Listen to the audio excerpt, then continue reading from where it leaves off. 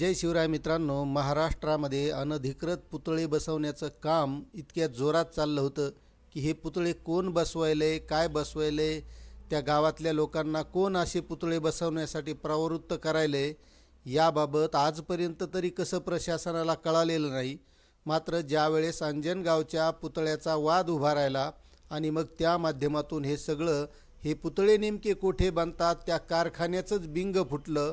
कृषी अवजारे केंद्राच्या नावाखाली तिथं प्लास्टिकचे पुतळे बसवण्याचं काम चालतंय आणि या माध्यमातून महाराष्ट्रात गावागावातल्या तरुणांना माथे भडकवून तिथे पुतळे बसवून तिथं वाद उभे करण्याचं काम केलं जातं। मात्र छत्रपतींचे नुसते पुतळे बसवल्यामुळे या गोष्टी होणार नाहीत, तर छत्रपतींचे विचार आपल्याला डोक्यामध्ये घ्यावे लागेल। नुसते पुतळे बसवल्यानं काही घडणार नाही आहे, त्यांच्या विचारानं आपल्याला चालावं लागेल आणि तसा जो काही पुतळे बसवण्याचा कारखाना किंवा जी टोळी होती त्यांचा आता बिंग फुटलेला आहे, त्याबद्दल आपल्याला माहिती या व्हिडिओमधून घ्यायची आहे। त्यामुळे तुम्ही जर चॅनलवर नवीन असाल तर चॅनलला सबस्क्राईब करा, व्हिडिओला लाईक करा आणि जास्तीत जास्त बांधवांना शेअर करा आणि छत्रपती शिवाजी महाराजांचे विचार आपल्या डोक्यामध्ये कशी जातील, त्यांचं चरित्र वाचायला कसे मिळेल याचाच फक्त विचार करा। मित्रांनो, जालना जिल्ह्यातील अंबड तालुक्यातील चुरमापुरी येथे कृषी अवजारे केंद्राच्या नावाखाली सुरू असलेल्या महापुरुषांच्या अवैध पुतळे निर्मिती कारखान्याचा पर्दाफाश झाला आहे।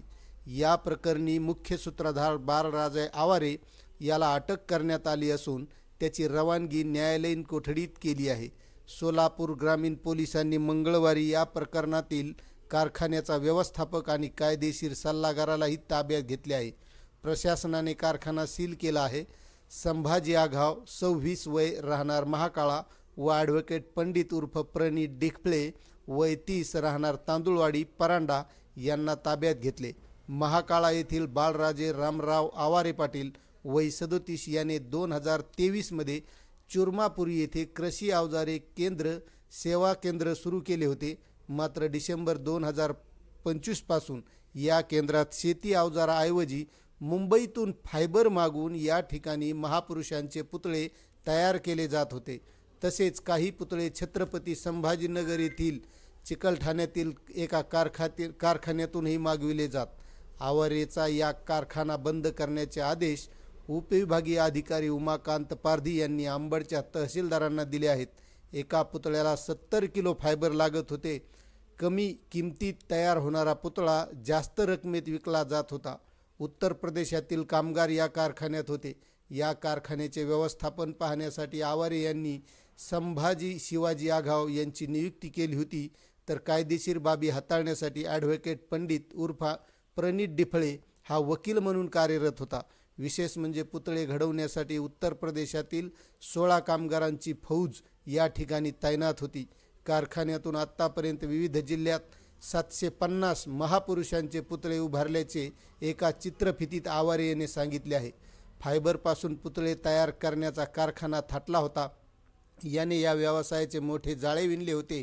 महापुरुषांचा पुतळा एकदा बसवला की तो सहजासहजी काढला जात नाही, या भावनेचा फायदा घेत त्याने अनधिकृतपणे पुतळे बसवण्याचा सपाटाच लावला होता।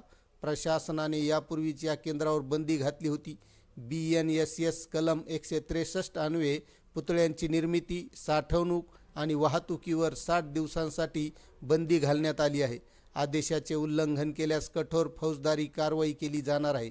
कारखाना हटवण्यासंदर्भात आदेश आले आहेत, परंतु उपविभागीय अधिकारी व तहसीलदार यांच्या आदेशानुसार ही कारवाई होणार आहे। सध्या याबाबत सांगता येणार नाही अशी माहिती गोंदी पोलिसांनी दिली, अशी ही दिव्य मराठीमधील बातमी आहे। मित्रांनो, कोणतेही महापुरुष असो यांचे आपण विचार आत्मसात करणं गरजेचं आहे, ना की त्यांचे पुतळे बसून त्याच्यानंतर विटंबना त्यांची सोय कोण घेणार। त्यामुळे शासनाने सुद्धा त्यासाठी एक नियमावली केलेली आहे। त्यामुळे अगोदर पुतळे बसवण्याच्या अगोदर आपल्याला आपल्या डोक्यामध्ये महापुरुषांचे जे विचार आहेत, जाती भेद या सगळ्या गोष्टी विसरून सर्व महापुरुषांचे विचार आपण वाचणं गरजेचं आहे। तोपर्यंत जातीभेदसुद्धा नष्ट होणार नाही। आपल्याला माहिती कशी वाटली नक्कीच कमेंट करा। चॅनलवर नवीन असाल तर सबस्क्राईब करा। धन्यवाद।